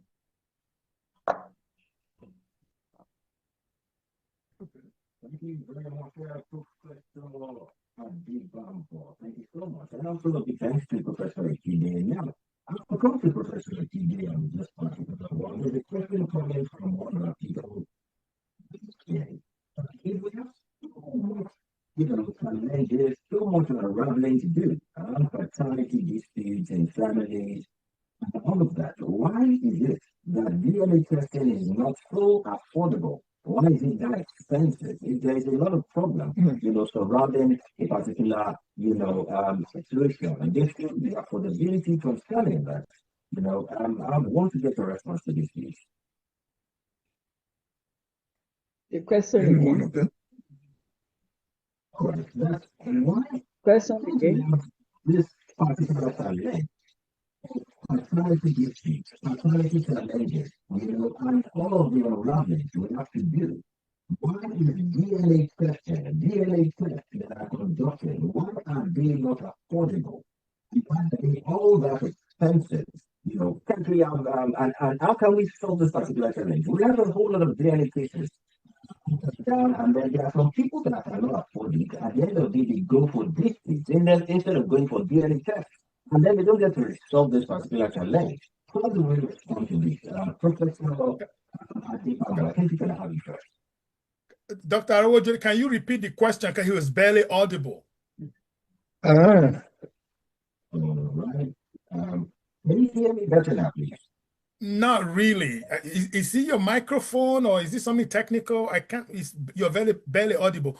But if you can just repeat the highlight of the question, I heard something about how can people afford the test. It's very expensive. It's actually talking about. You spoke so brilliantly with Mama Prof also about the need for DNA testing, paternity issue or no paternity issue, in terms of even to know the genetic liabilities running in the bloodline. Is now raising concern over the high cost of some of these DNA tests. How much does it even? Can a poor man afford DNA tests? Judging by Nigeria's economy.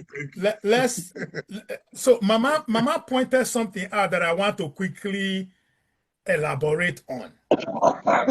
DNA testing or genetic testing can be as routine as determining sickle cell status.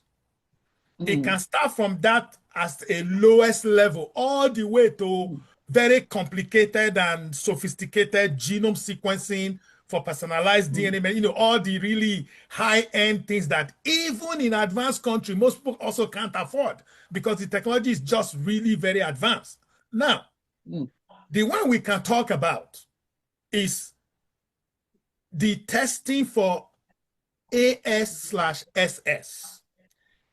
That one, the technology is pretty solid at this point.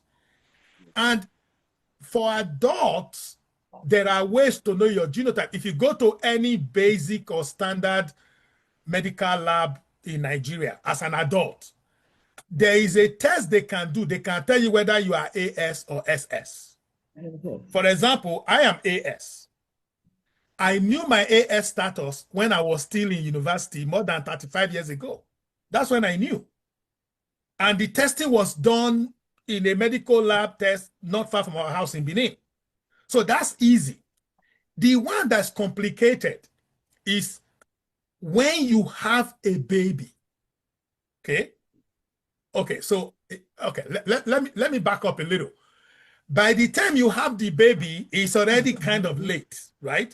So at the very minimum, people should know their status. The woman I was originally going to marry was AS. We both agreed we were not going to move forward with it because I didn't want to deal with sickle cell, sickle babies.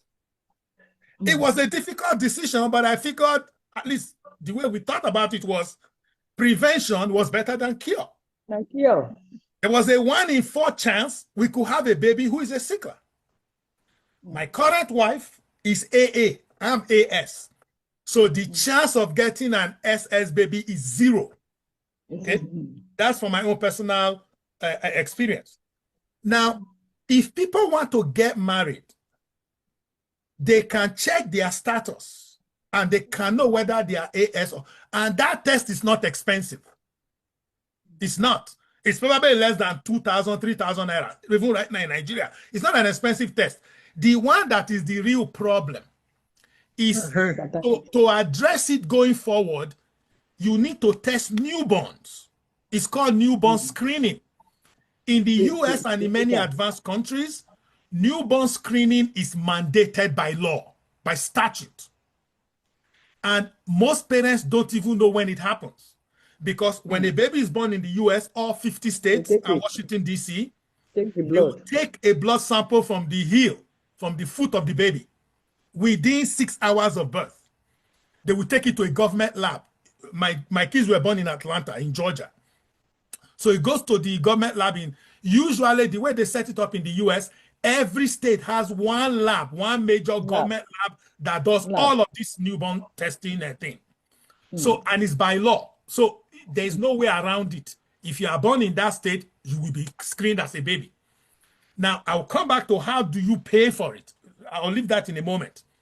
And so every hospital, every clinic, everywhere babies are born, they know that this must be done. So they take that sample and it's sent to that lab. And this is a time where no news is good news. So when they screen your baby and nothing is abnormal, it's not only sickle cell they test, but they test for a bunch of stuff. If you don't hear anything from them, that's actually good news. No news is good news. If the screening reveal anything abnormal, whether it's sickle cell, whether it's galactosemia, whether it's 65, there's all kinds of stuff they test for. If anything is abnormal, you will hear back from them.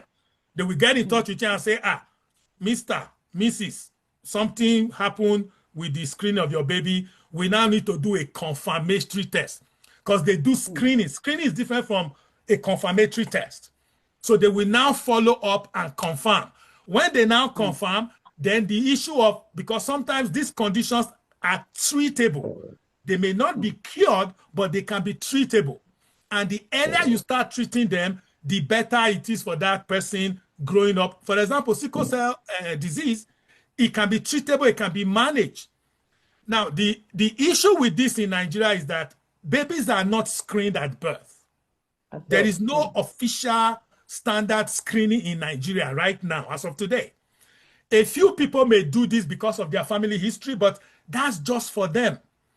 What needs to happen is that it needs to be done by statute. The same way that immunization is done for every baby at birth. Ideally, that's how it should be done. Every baby born will be screened. Nigeria has the highest burden of sickle cell disease in the world. Approximately 150,000 babies every year are born with sickle cell disease in Nigeria.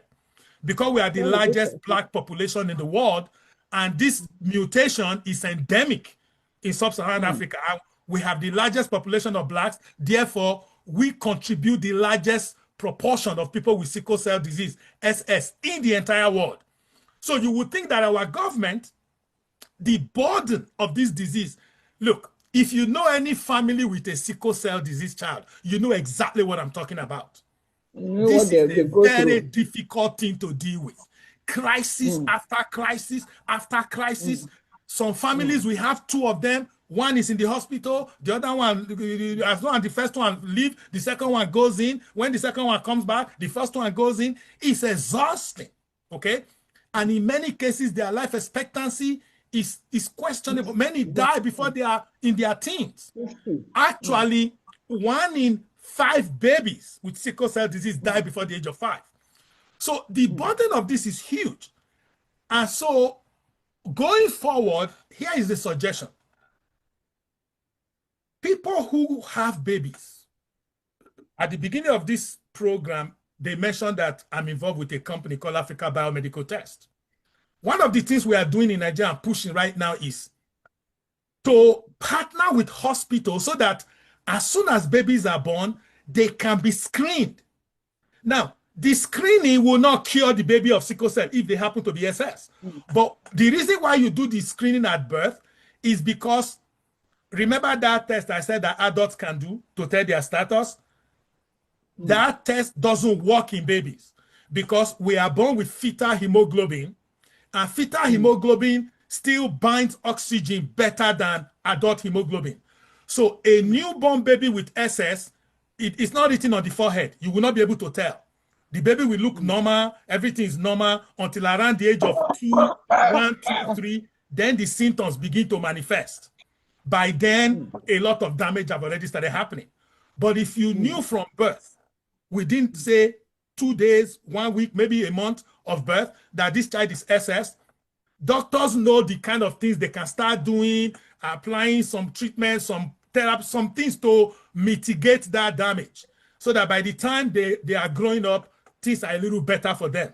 When you are born with SS, it's fixed. Nothing you cannot change the SS. It's, according to mine, it's already baked. It's already in the genetic code, right? You're going to grow up on that with that condition. But if we know early, 2 things happen. 1, you can start treatment early. 2, at least you prepare yourself. You now know you have an SS child. You have to tighten your belt and start figuring out how to move forward. And then that child also now know, because the future of that whole family is now riding on that whole genetic lineage, right? I told you that I'm SS, I'm AS. It turned out that my father had 7 children before me. 7. It was from my father's first wife. So my father never had a girl. It's funny. I only have girls now. My father never had a girl. He had all boys. All 7 were boys. Only 2 of us survived, my brother and I. Those 5 were born to his first 2 wives. All of them passed away, mostly in infancy. It was much later in my life that I went to look at it. In fact, my father had twins in 1951. Both twins died. My father told me that he buried them with his own hands. So I went back to look at the history and realized that this must have been sickle cell disease. So Abiku, where we come from, is sickle cell disease primarily. Kills people in infancy. And so newborn screening is one way. And how much does it cost? I think on average, newborn screening in Nigeria, the one that can tell the condition in newborns, should run you between 10, 15, 20,000, somewhere in that general neighborhood is my predicted cost. So it's not impossible for people to pay for this. I mean, Nigerians walk around with phones that cost hundreds of thousands. The average Nigerian has a phone. Some of them have iPhones that is close to ₦1 million. So I don't want to hear that somebody cannot pay 20 or 25K for their baby to be screened for something. Thank you so much, Prof. It's really very interesting. And well, I'm looking at the time, And it looks like on this particular edition, the time is just flying. We will be having about barely like 20 minutes more, and we need to go to the floor for interactions. So if you have questions, in fact, you must took your mouth into this one from the way they say it in, those kind of balance. If you have more contributions, put it on Zoom, raise up your hand to indicate.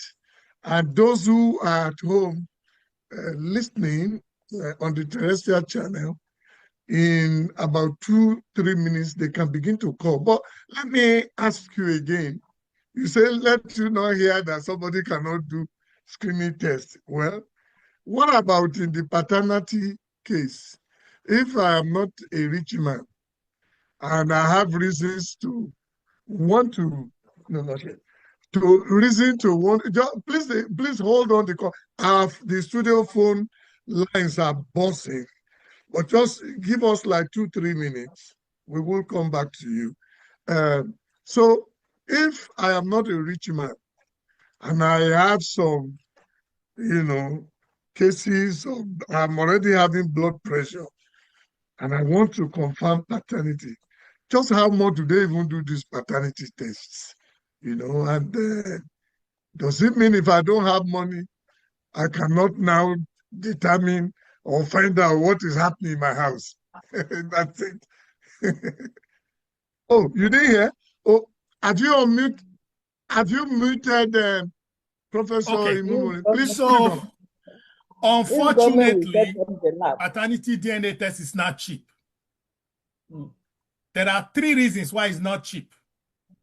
What does a poor man do? Number one, the technology itself is an advanced technology. It's based on, nowadays it's based on sequencing, or it's based on microsatellite fragment analysis. So the technology by itself is expensive. So that's number one. Number two, most of them is not done in Nigeria. It's done by labs abroad, which means you have to pay foreign currency to that lab. And then number three, the logistics around it is also difficult. And here's what I mean by the logistics around it. I live in Calabar or Yola, and I want to do paternity DNA test.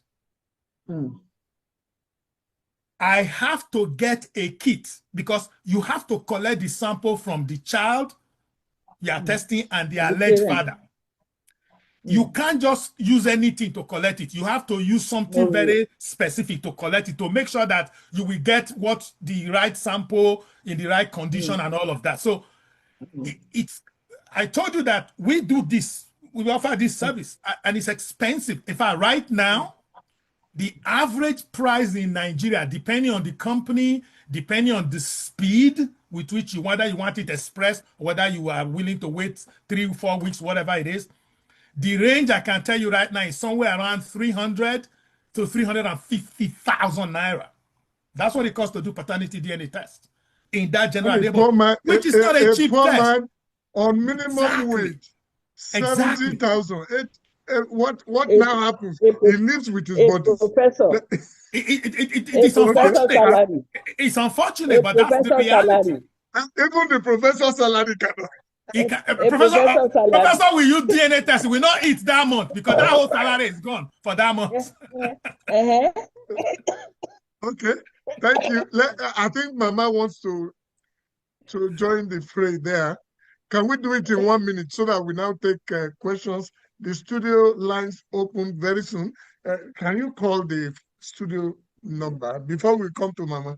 070-4100-7949. Just immediately after Professor Adebambo. Okay, Professor Adebambo, you want to? Do you still have something to say in 1 minute? Before I didn't hear. I didn't hear what. You still want to say something in that line of thought? And like I said, it's very expensive because the reagents are very expensive. The kits very expensive. the markers very expensive. So Everything by the time about you it is combine expensive. that, and you cannot do it in Nigeria unless our government will not take this one, that this is a serious situation in Nigeria right now. I will not have, what can like government do specifically? Every state has the laboratory. So why can't we have it in Nigeria? We have biotechnologies all over right now. They can do the testing.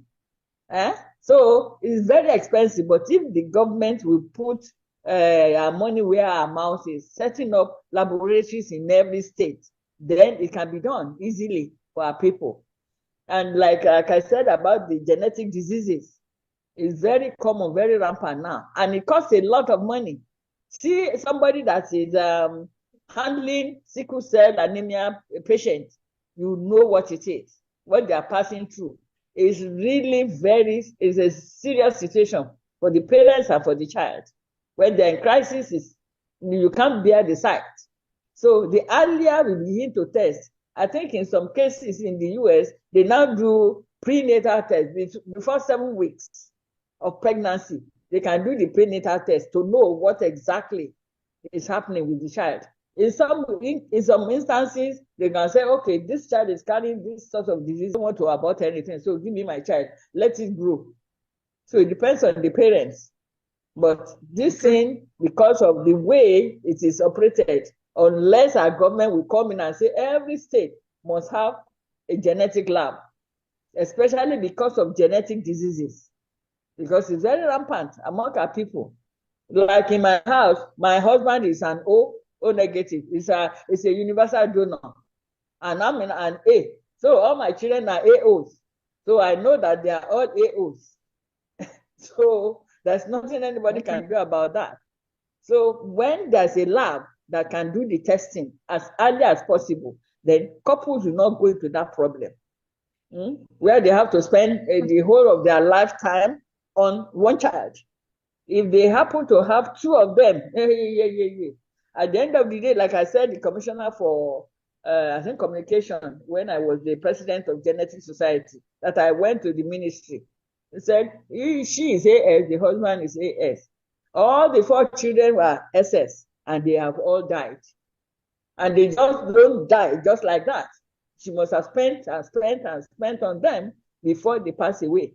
Whereas the other commissioner said, I didn't know. We just married, and then thank God, all my children are AA, so they are still alive. So if we have the laboratories for every state, and then you can test, it might be cheaper because the government can subsidize it.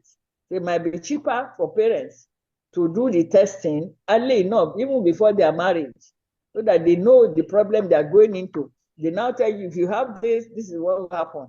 If you have this, this is what will happen. Because geneticists will always tell you, if you do it this way, this is what will happen. So I will do the calculation for population basis. So don't try it. If you try it, this is what will happen. Don't say I'm in love. Love does not. Thank you very much, Prof. Thank you. Thank you very much. We have a call. Okay, first caller, you are on to Boiling Point Arena. Who do we have?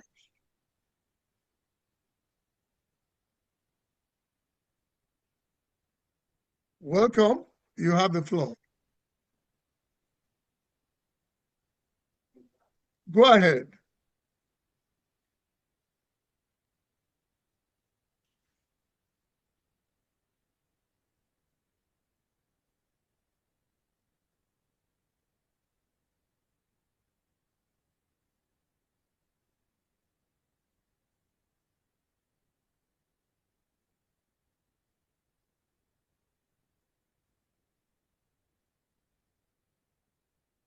Okay, we have noted.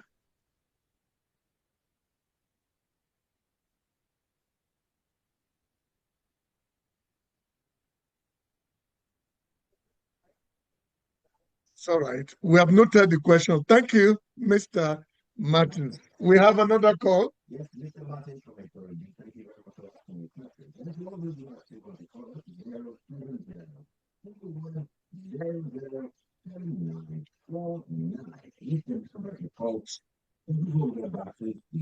Somebody Somebody just sent in an update. Said Lagos State built a world-class DNA center some time ago, but it was erased during the NSAS protest. Who do we blame here? Well, we have another call. Can we indicate by raising of hands on Zoom? I see Professor Jendele's hand. Can you unmute Professor Jendele? Let's be quick, please.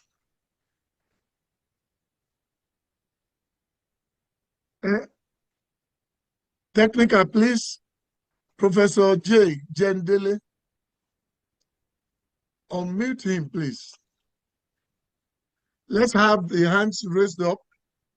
Somebody is asking here, I think Shino Adefolaho from Abeokuta, that there should be a compulsory requirement before anyone should open a bank account or get admitted into schools. That is this issue of tests, screening tests and all of that. There are more questions coming. Have you been able to unmute Professor Jendele? Who else is on? Okay. Do you want to respond to before we have another call? Can you respond? Anyone should go. So I think we should differentiate two things here, because I think we may be getting two things mixed up. Knowing your genotype for something like sickle cell disease, whether you're AS, AA, SS, before you get married or before you have children, that's possible now. That's easy to do. It's not, that technology is not difficult, and it's not even expensive. What is the challenge is if you already have a kid at birth, you don't know what the genotype of that child is at birth, because unless you test that child, unless you screen that child, you don't know whether the child is AS or AA or SS. And the test to find out in adults does not work in babies because of the presence of fetal hemoglobin. So when you are born, you have a high volume of fetal hemoglobin in the blood system, and that binds oxygen and minimizes the symptoms, at least in the first 1 to 2 years of life. So in other words, the baby will be normal, everything looks okay. But if you do the screening test we are talking of, you can tell on day 1 of birth, and then you can start taking steps. What is even better than that is not to have had that baby in the first place. And the way to do that is to know your own genotype and marry the right person. But that's a very difficult thing to do now. God told me I should marry Esther. I'm in love with John, or whatever it is. I know a couple. We were youth couples together. This couple were AS and AS. They both knew because they are both doctors. Okay? They are both medical doctors. They went ahead and got married. They ended up with 4 children. 2 of them were SS. I will let you imagine what's happened in that family since then. So, but at least they cannot say they didn't know in their own case. They went into it and said they believed that they would not have any SS child. But they ended up with 4 kids, and 2 of them were SS. So at that point, there's nothing you can do about people if they know and go ahead. But at least know your status. And based on that status, be educated and make intelligent decisions based on your own, whatever you think you can cope with. But anybody who knows a family with a sickle cell disease person does not want to put themselves in that situation. But doctors, they do know, because they see patients, they know this. But I think what happened was that they rolled the dice and they lost. They gambled and they lost. Let's, I think Professor Jendele is already unmuted. Okay, but unmuted. Before we take him on, Dr. Shegun Isaiah from Abeokuta, he says, do you believe the experiment, just hold on a minute, do you believe the experiment being carried out by the traditionalists on this so-called DNA test Since the poor man cannot afford the cost of the services of the scientific one, can the scientific DNA test be perfect without human error, especially in this era of corruption? Well, we'll come over to that later. Let's have Professor Jendele. Well, thank you very much. Great insights on this topic tonight. So I want to thank the two professors. However, I'm concerned about two things briefly. One is the culture of religion that kinds of gives people some false hope as to the ability of prayer to change scientific discoveries. And I think we need to speak to that, because that is one area where a lot of people still get misled into believing that, yeah, with prayers, everything is possible. We're not saying that there's no potency in prayer, but there are new discoveries in science that make us know that certain things are just definite. And I think we need to look at this part of it. And then when we talk about paternity fraud, we should also think of maternity fraud. I think both of them go side by side. And I think that's just my take for tonight. Thank you very much.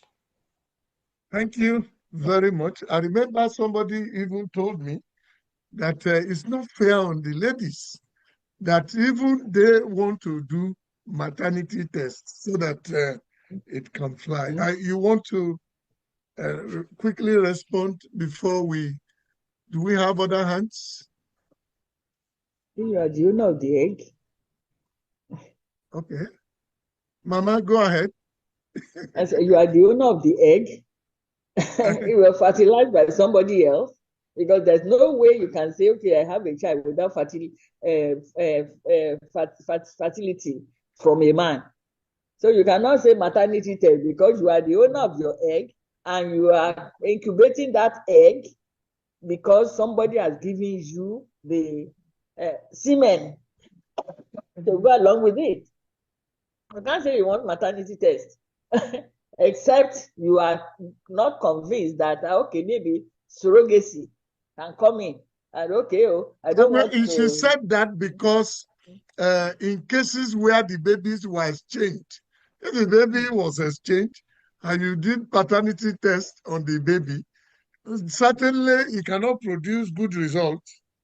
That's what a lot of them are thinking. But well, maternity test can be done, but the conditions under which you need a maternity test are very, very rare.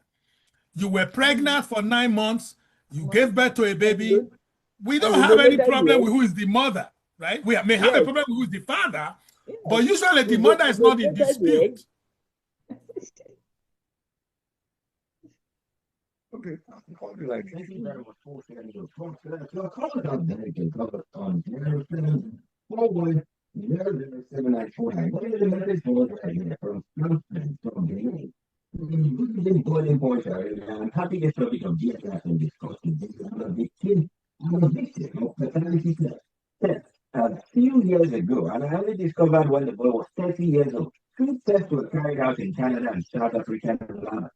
Respectively, and all results are 99.9% negative. I want to appeal to Lagos State to rebuild the DNA Center in Lagos, to reduce the high cost, especially with high cost due to exchange rates. Other states can copy Lagos and build one in each state capital. Thank you. There's another message here coming from Martin from Ikodu saying there's no compatibility between the father and the child, especially when it comes to genetic blood.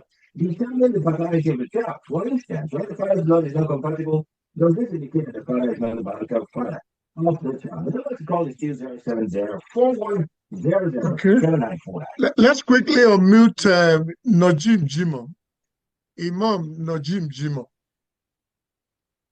As we do that, is there a way government can mandate religious leaders to request for genotype test result before joining couples? That's one. I'm coming over to you, Imam. Or better still, genotype test results should be one of the compulsory requirements. We mentioned that. Somebody is clarifying, with the death of the parents, is it possible to carry out a DNA test on any of the children? Let's stop there. Yes, let's bring up Imam Najib. Yes, okay. You can use siblings, uncles and aunts to do the test. Just hold it, Prof. Just hold it. Okay, Najib, Jimo. Yeah, thank you very much for recognizing me, and thanks for organizing this very important topic. We've had religion mentioned one or two times, Moses, Bible, and stuff like that. So I thought to educate us on the Islamic perspective to this. In Islam, an adopted child must always be known as an adopted child. In Islam, an adopted child cannot bear the surname of the adoptive father. An adopted child, under the laws of Islam, must bear the surname of the biological father. And where the surname of the biological father is not known, or the origin of that child no one could trace, then they would look for a socially acceptable name and give to that child. But under the laws of Islam, an adopted child is not like a biological child, and that child must be made known to know that he or she is an adopted child. Also, for the purpose of inheritance, an adopted child cannot inherit in terms of material inheritance now. An adopted child cannot inherit to the same proportion that a biological child would inherit. So I thought that we should take advantage of this to let the audience know that in Islam, things work differently from the way they do in Christianity or under the English law. Thank you very much. Okay, thank you very much. I can see there's the calls have been buzzing. If it has come again, let's have it. Let's see if the person can call back, because just before we have the person that's up now, the call came in, but in case you still want to call back, hopefully we'll be able to take your calls 07041 007949. While we're with the calls, I think our time is way fast spent. But how about the convener? Well, yes, we will now roll up all the responses, but I dare say that we still must necessarily revert back to Kabesi, the Oluwovu, for the closing thoughts. But let's see whether one after the other you can just wrap up your thoughts and trying to provide answers to some of the posters within a minute or so apiece. Who goes first? Professor Adebayo. Hello. Thank you. Am I okay? Can you hear me? Yes, please go on. Yes. Okay. Thank you so much. Like I said, we could suggest that in Nigeria, as in other countries, the government himself can set up testing laboratories, equipped with material and human resources, so that it can be cheaper for people to, especially for disease inheritance. And apart from the paternity, there are so many diseases that are inherited. So the laboratory can be used to test, so that an AS cannot say, because I love, God said, and then you go and marry and get into problem. No. Okay. Once you have been told, you should know that you are heading for trouble. And so many other diseases like that are available. Unless for surrogacy, you cannot say, no, the maternal side is something else. But even surrogacy is the mother that donates the egg, and somebody else can donate the sperm anytime, anywhere.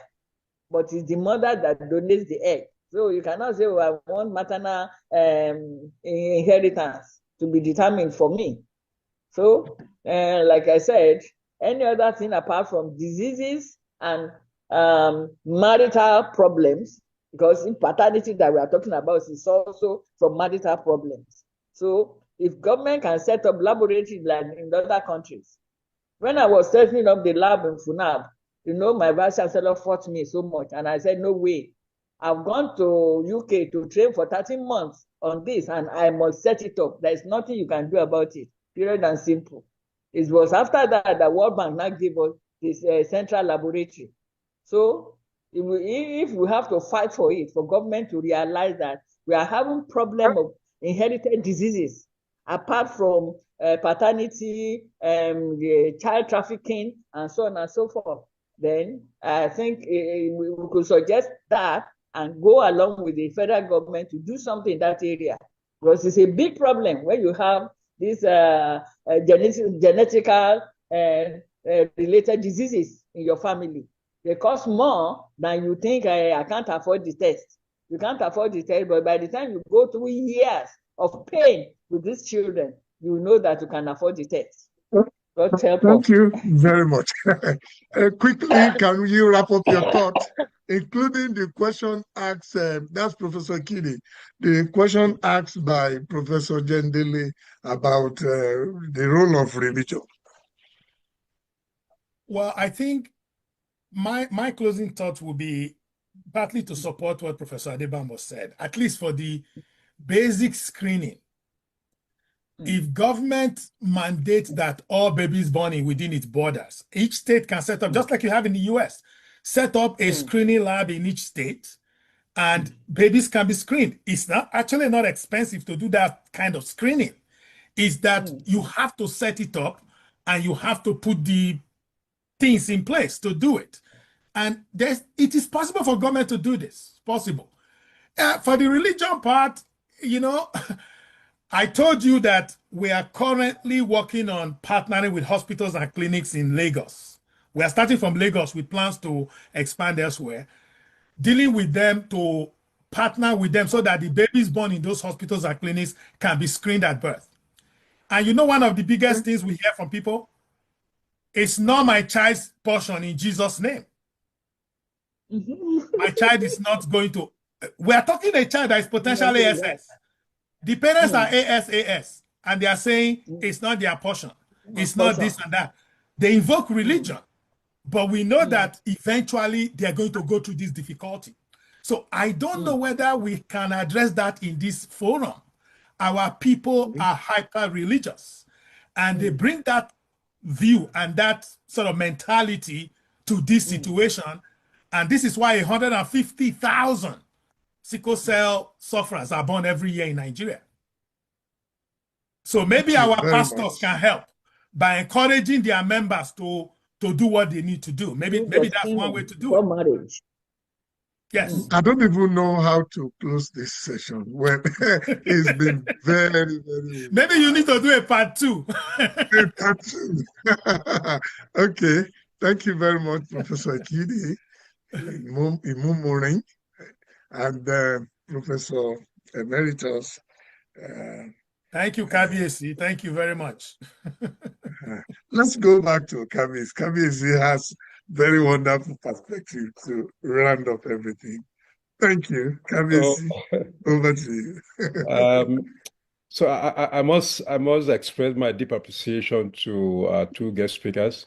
Emeritus Professor Funlayo Adebambo, thank you very much for your perspective. We truly appreciate you. Professor Ikidi Mumeran, I think I thoroughly enjoyed your submission, really. And I just want to emphasize on some of the things that Professor Ikidi spoke about, which is about the prevalence of sickle cell, patients in Nigeria. And again, he spoke about, the so-called abuku that we used to have that we attribute to some spirit or, some other thing. And I think it also rolls into the issue of our spirituality or religiosity. So I think it's more of religiosity, really, where we invoke, supernatural, powers, some of these things.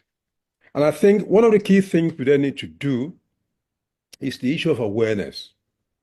That genetic screening is not just about trying to sort out paternity fraud issues or otherwise. It's more around, there's a lot of benefit we can get.